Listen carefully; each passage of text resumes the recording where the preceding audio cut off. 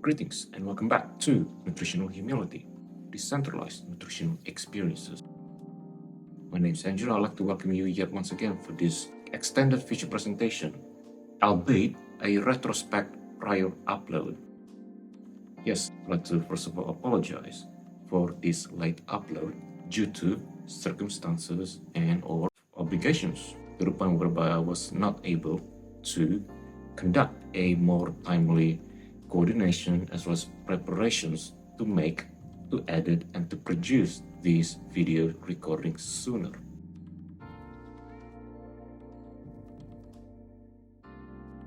So, throughout November 2022, as I foresee that the next few months or even the next year, in which that's where we are now, I will foresee such more difficulties, such more concerns about food pricing inflation. So thereby, this sparked me the curiosity and thereby the initiatives for me to specify what else can I do. And in the past, I have actually written my own experiences amidst the alternate daily fasting formatting. However, this is extended even further, which that begins very early morning hours of Friday at 12:30 a.m., by which that is the very last intake of calorie intake.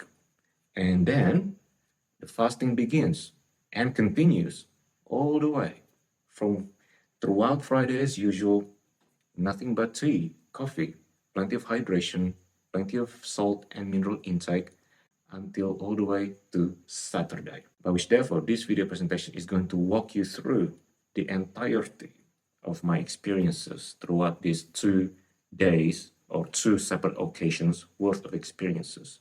I sincerely hope that you enjoy, and be it however detailed this video presentation series goes, I encourage you to please follow the chapter outlines as provided in the description below. And just like always, as a bit of disclaimer once again, that I do not proclaim myself in any way as such that I suggest this to be a prescriptive panacea, nor do I suggest anyone to follow what I do letter by letter.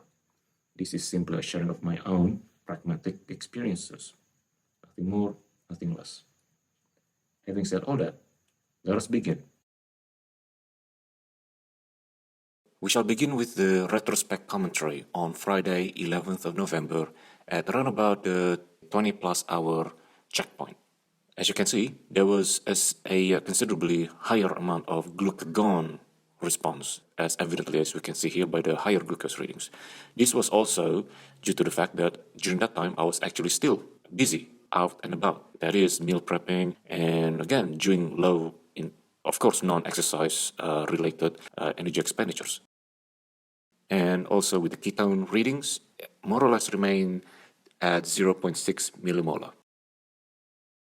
And as per exactly what I did throughout all my fasting windows, throughout Fridays, during daytime at work, pretty much remain more or less the same as usual, in that I started the day with, again, plenty of hydration, plenty of water, plenty of salts, Himalayan salts, and throughout at work, I maintain no more than 4 times overall single serve of caffeinated beverages, whether it's black tea and or black coffees throughout the day, throughout the working day, that is. Throughout evenings, I just relied on nothing but the soda water with a little bit of apple cider vinegar, and once again, for a bit of mineral and salt insurance, pinches of Himalayan salt and potassium chloride. So how did I feel throughout this 20 or 24 hours checkpoint mark within Friday? I will say everything is tolerable and possible. I've noticed no gut distress symptoms, nor do I notice any discomforts per se. However, since this is a retrospect commentary, I did, however, felt as though that my sleeping window, that is, throughout early mornings did somehow get affected, in which that I shall elaborate in a little bit more detail within our next recorded checkpoint on Saturday, approximately 3:20 p.m. That is coming up next.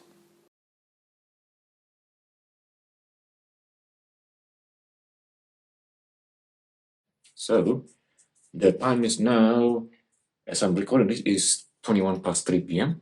Just as a TLDR, I do not feel as though that I am in any way upset or apprehensive or in a state of that I have to get up and do something about it. Nothing like that. I just feel as though, yes, there's a slight sensation of heat or warmth coming up from within, but not to the point where I'm feeling heartburn or inflammation or pain, so to speak, anyway. I don't feel as though that I feel in any way distinctly different. Tired? Absolutely. Just like any other week or any other days. After a long week work of work. But that's that. I'd like to make a commentary when it comes to sleep quality. There is, however, in the early morning hours, I felt as though there was a little bit of a hesitancy and difficulty for me to stay asleep around about 6:30 a.m.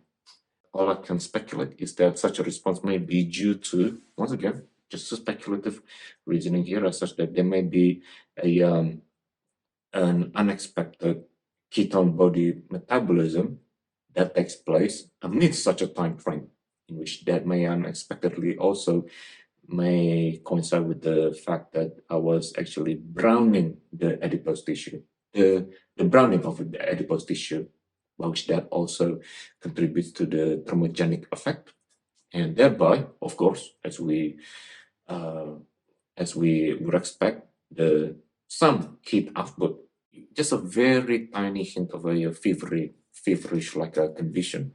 By no means as though that I'm actually feeling as though I'm sick, but it's just one of those interesting things to point out, as such that yes, there was a slight, ever so slight hint of a feeling of heat coming from underneath it. Not a heartburn or anything to do with gut distress, but just an overall sense of heat.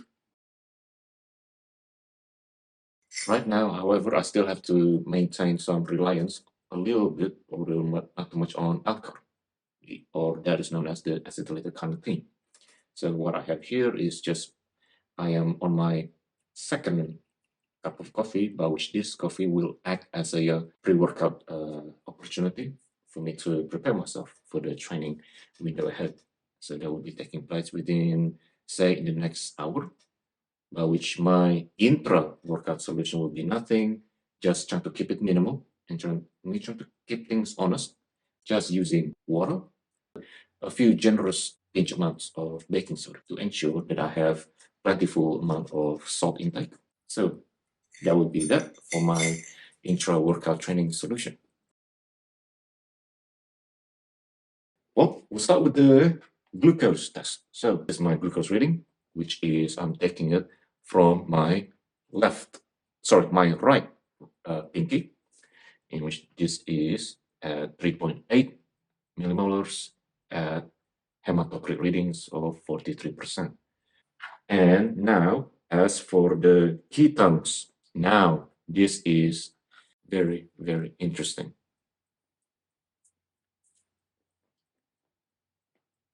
5.3 millimolar. And this is taken from my left pinky. And so how do I feel exactly at this moment? I just feel as though, yeah, there was this a familiar sensation of heat or thermogenic production that is stemming from within. No, it is nothing inflammatory, nor is it painful, nor is it more of a gut distress per se. But it just goes to show you that it is very interesting. I have actually never actually seen my ketone reading to be this high. So is it something that I glamorize upon the fact, oh, I feel very happy and very joyful? Oh, not really. It's just me feeling tired, just like any other day after any prolonged hard working week, in fact. So it's time for me to go off and prepare my episode for training. So I shall see you later as a bit of an update.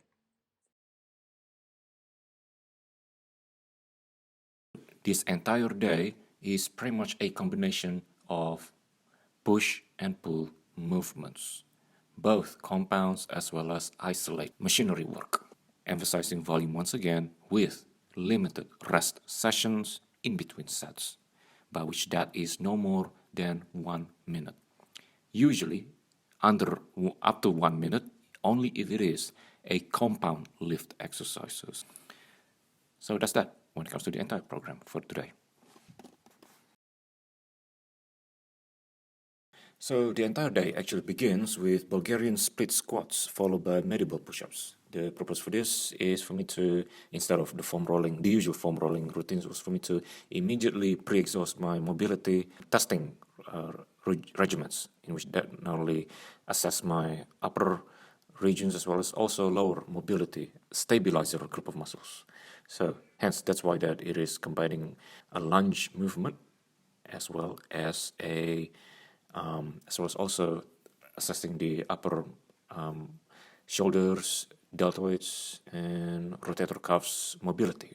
So when it comes to the set ranges wise, that is within 1, 2, 3, 4. That's 4 sets in total, 4 supersets in total, and each of the Bulgarian splits I am using anywhere between 22.5 kilograms at the least, but definitely no more than 27.5 kilograms, because otherwise that would be far too much torque, far too much intensity on the overall mobility pressure. So that's that. So that's that when it comes to the very first training exercise. And then coming up next is the first major pull exercise. So this will be Jefferson's. When it comes to the sets and ranges and the intensities, this is comprising of 6x4s to no more than 6x6 usually. It is a time under tension centric, such that I am trying to lower it not far enough to the ground to the point where it touches, but not too high either. So that's that, 6x6. No more than 6x6. And with a ranging intensity of 27.5 kilograms each side, that is, all the way to 35 kilograms. Although such is unfortunately rare.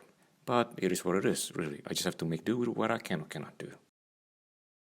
Alternative pull rows machine.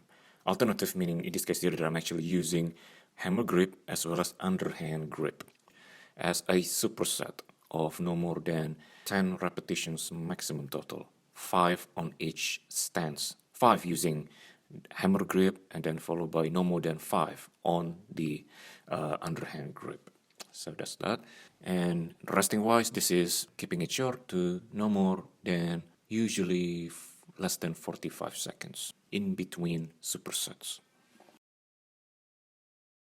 And exercise number 4 will be assisted or weight assisted pull-ups from 30 kilograms, the least level of assistance, to no more than 40 kilograms, in which that is just the next step down from 30 kilograms. Perhaps unfortunately no more than 4 repetitions in fact in this case here, because once again, with this being a final depletion day and considering that this is an entirely fast training session, there is only so much that I can do, of course. But nonetheless, I'm very happy with the fact that I can still nevertheless maintaining the full range of motion, given, of course, if the elbow joints resilience allows for it. So that's that when it comes to the pull-ups. Usually at this stage I would actually take an NSAID, either aspirin or ibuprofen. But for me, in this case here, since the last few months, I've been trying to be staying true and authentic in me trying to survive each and every training session without any intra-workout ergogenic aid, and just using what I have supplied before, which is either simple amino acids, or in this case, just simply water and baking soda. But no, lower back seems to be some fatigue on the L45S1, but should be okay. Should be okay. It is time for the lower leg portion of the training. This will be consisting of anywhere up to 2, although no more than 3 leg exercises, because of the fact that I was simply depleted at this stage. So what you see here in this very first portion of this video is for me trying to perform a preconditioning assessment, just for my own personal sake that I've been doing since the last few months, for me trying to mentally prepare by ways of feeling at determining and deciding how far should my feet should be, and how comfortable and how ready I am to actually to withstand this incoming force of load that is going to come down on me. So of course, given the fact that we are dealing with a heavy amount of force here, we have to make sure that this is not something to be taken lightly, if at all. So all in all, 8 sets of 5 repetitions, and although I must say that the last 2 sets was pretty much a draining all-out attempts into just how far of a range of motion that I can do at a lower intensity, obviously, to allow such possibility before there's any injuries were to happen. But alas, sadly, as best as I can actually could make it at that time, my overall posture as well as also my overall biomechanics in general, by which that I suspect that I have long femur, pretty much prohibits me to be able to perform a full range of motion to the point where I can comfortably let my quads touch my upper body. So I may not be able to bend all the way down there. So hence, it's a limitation that people just need to keep in mind, as such that there are some things that people just need to adjust things under their own uniqueness, so to speak, into their own skeletal as well as biomechanic limitations.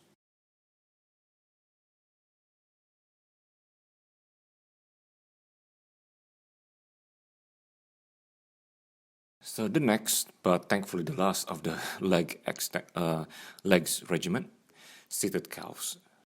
A lot of people may actually slack at this, but I like to make sure that I am actually approaching this exercise as though that it is an actual exercise by accentuating the much needed time under tensions. As you can see here, this will be comprising of up to 7. That's right, up to 7 times 6 repetitions. The last repetition being reserved for full time under tensions, in which that may actually comprise of up to 3 seconds or even up to 4 seconds if I am lucky, or if my joint resilience allows for it. However, in this case here, as you may or may not notice, I'm already far too depleted as it is, so hence this is going to be utilizing no more than 5 sets per 6 repetitions, or even just 5 repetitions, because of the fact that I have to be respectful of my joints at this stage. That would be using the very same intensity throughout, all in all, which was 55 kilograms. Prayer extensions, that's what I call it, prayer extensions. I am using 2 types of the prayer extension stances. One that is slightly further out, but me hinging at the hips, rotating at the hips, that is, and then followed by another style that is more or less stationary in my the way that I actually position and angle my hips. This is actually a lot more difficult than people realize. It is not as simple as just swinging it from top to bottom. You have to pretty much engage almost everything from top to bottom. It is one of those exercises whereby you have to pretty much invest full thinking and full attention from the top all the way to the bottom, which is not easy. Not as easy as simply swinging it up and down. And intensity-wise, I usually gravitate towards a no more than 20 kilograms, but 17.5 kilograms, alternating that with 20 kilograms, to me is a much more safer combination than for me to just go all out on the 20 kilograms from start to finish, in which that is simply not sustainable. So that's that when it comes to prayer extensions.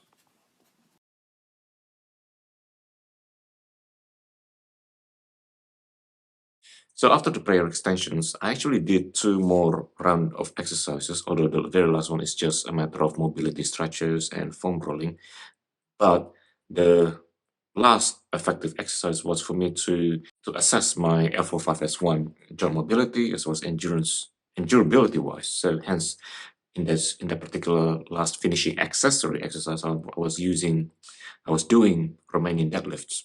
Just nothing too crazy, just 15 kilograms to all the way to no more than 17.5 kilograms. However, in this particular instance, I'm sorry once again that the footage wasn't actually available because of the fact that the camera ran out of battery, was that I simply had to limit it to 15 kilograms. And even that is already causing a bit of some lingering discomfort because of the lingering tensions that I myself had to nonetheless rely upon as a way of compensatory mechanism in each and every full movements, especially from anything to do with the ground and then up. But that's pretty much it. After 5 minutes worth of foam rolling session, the training was all over. It was all finished, and it was also time for me to look forward to for that post-workout meal ingestion. Well, not a meal ingestion, but just a small post-workout calorie event as a way for me to break the fast. And what that is none other than a good old whey protein shake. That's pretty much it. Nothing too fancy. 40 grams worth. So now that the training has finished, it's time for the feeding window. So here we are. The time is now 7:30 p.m. and our very first feature meal resolves two featured drumsticks, a generous serving of the pumpkins, and for a bit of carbohydrate incentive, the honey that we were using previously in our protein sparing modified fast refeeding day. So that's that. Nothing too pretentious, nothing too fancy. So when it comes to supplements, we'll be using another 5,000 IU vitamin D, making today's dosage will be 10K IU in total, plus obviously magnesium for the utilization of vitamin D pathways. And let's see, it's a bit of digestive insurance, betaine HCl pepsin. Let me enjoy this refeeding window. So starting with the vitamin D.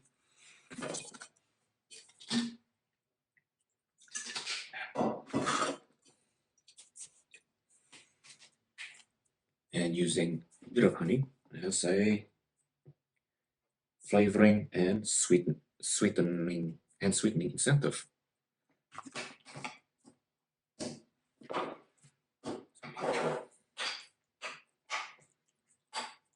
This will be a little bit messy, but there is take that for what it is. This is just simply a showcase of a full piece of eating.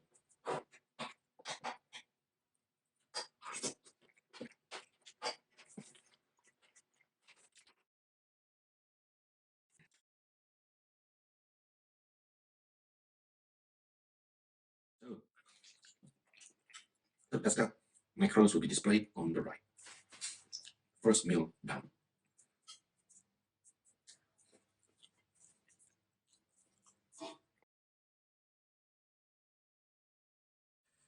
So the next meal will be a dessert, and this is something that, again, I don't actually practice from time to time, but it's just interesting for me to cycle in and out of different refeeding protocols, and that's to do with experimenting with a much higher fiber intake, fiber sources that is coming from chickpeas and or legumes that I'm still trying to tinker whether or not such is still giving me gut distress symptoms that I've been notoriously been having.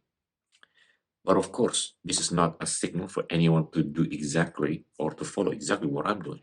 I'm here just simply trying to learn what is meant for me, and also with the fact that from an economics standpoint, chickpeas, whether it is coming from the Tyson chickpeas or pea protein isolates, nevertheless remain, in my humble opinion, at least a usable whole food source of proteins, some carbohydrates, and low in fats. So what I have here is a yellow split pea cake.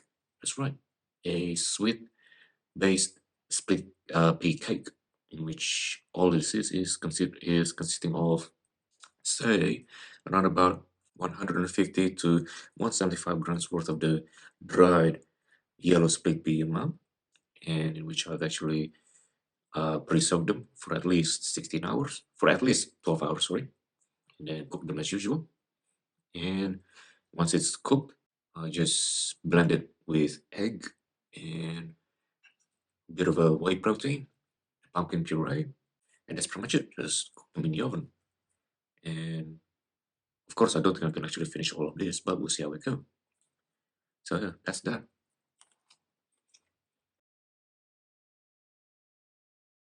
Not that it is an emergency, but there appears to be a slight digestive heartburn that is somewhat lingering, especially on the upper regions of the stomach.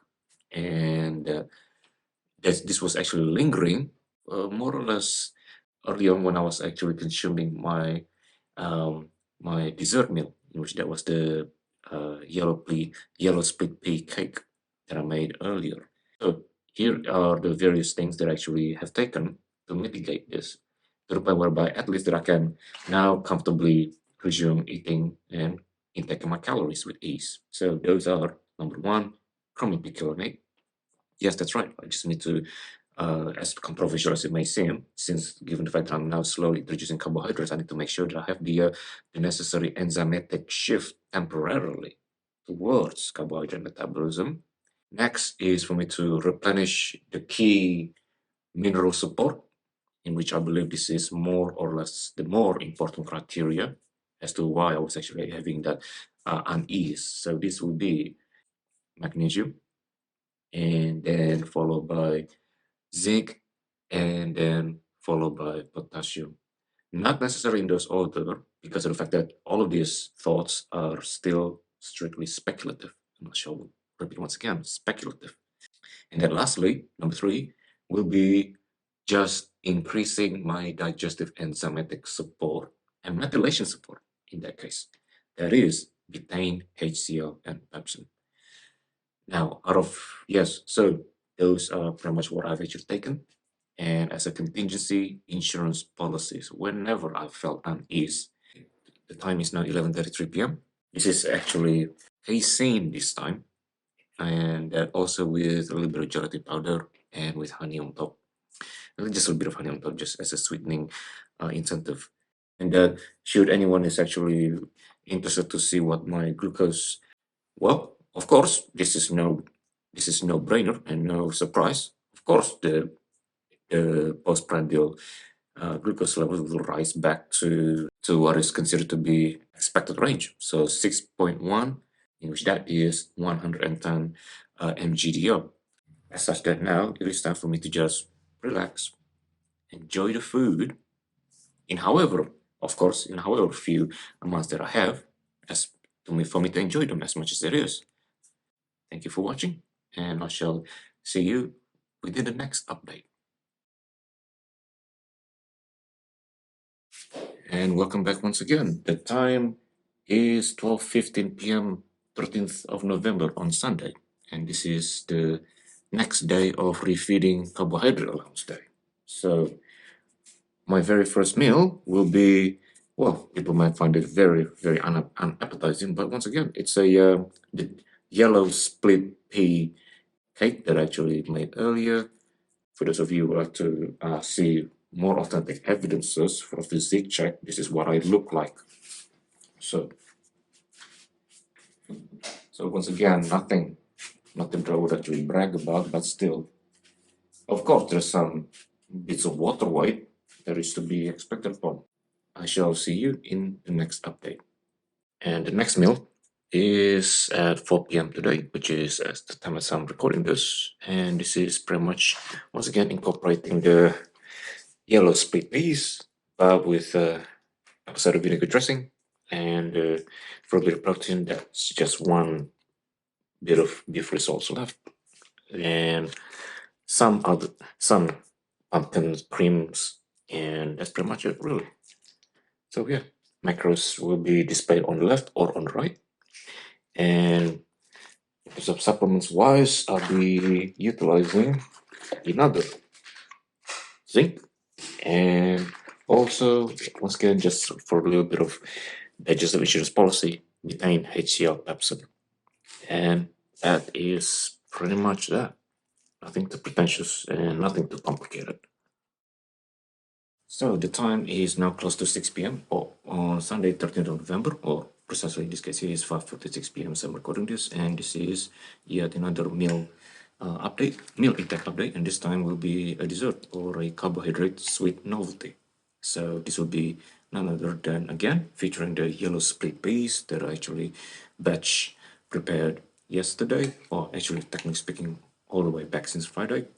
And that supplementary protein intake on top, I'll be using the little bit worth of 15 grams or so worth of the casein, but more importantly, mixed in with, of course, as we all know, how important it is, gelatinous-based amino acids. Once again, nothing too fancy, I'm just sprinkling it as is. Sorry, the powders actually go for everywhere. And that as two other further condiment novelty supporting ingredients, accessory ingredients that is, apricot jams, and then followed by my own premix DIY yogurt that I have earlier. So, I shall see you on the next update. Once again, I do apologize that I cannot showcase you yet another full time-stamp evidence of each and every meal, because this presentation is already very long-winded. So I hope you can all accept that. We shall move on. In which this is actually taking place a little bit late at 9:30 p.m. But nonetheless, I still have to prioritize my intaking of calories just to fulfill my full day of refeeding allowance. Will be just a low-wish carbohydrate in this case, but still featuring the pumpkins with cucumbers or zucchini, sorry, and then also with the remaining, yes, the yellow split peas still available, and also more importantly, well, arguably the most important nutrient of them all, none other than the humble eggs. And as for the source of protein, will be just one large drumstick. So that's that coming from me, and the macronutrient breakdowns will be displayed either on the left or on the right, and therefore this is it. This will be the second last feature meal for the day, and although there's actually one more meal that I have to intake in, once again depending on the hunger levels, that's pretty much it, really. Here we are, Sunday 13th of November. This is pretty much the very last meal, so this will be yet another, once again as before, a bit of honey, gelatin powder, very important as always, and also casein shake with some milk. Now I'll be sipping this towards the end of my feeding window, and that's that, the end of my feeding day in the life refeeding window, as a way for me to look back for the fact that I have done an extended fasting protocol for the very first time, 44-hour plus mark. For those people who are actually persistently stubborn, well, when it comes to seeing what I look like, well, this is just me. Still, well, unfortunately, of course, some water bloatedness, but still, this is what to expect, really. I am certainly not a not gifted fitness competitor, nor am I actually gifted by way of genetics, certainly, but there's that. This marks the end of the entire showcase. After all, the time is not running close to my sleeping window anyway, and I shall see you within the next update, or if not, the very next feature presentation upload altogether.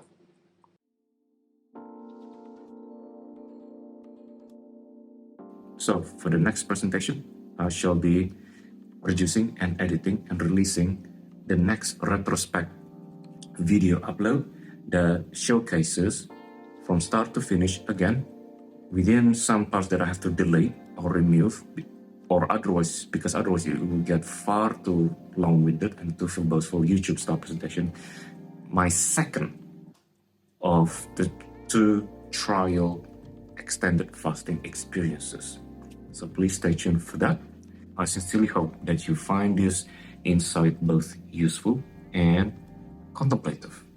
Once again, I do not wish to impose anyone as though that what I'm doing here is in any way indicative or suggestive to be the panacea, nor is it meant to be interpreted as such that it is a cure.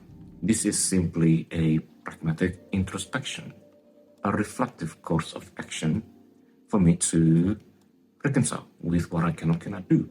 I do not know how to reword this as such that that it is difficult, that it is one of a kind nutritional experiences, scientific nutritional experiences, that it is very difficult to put into words.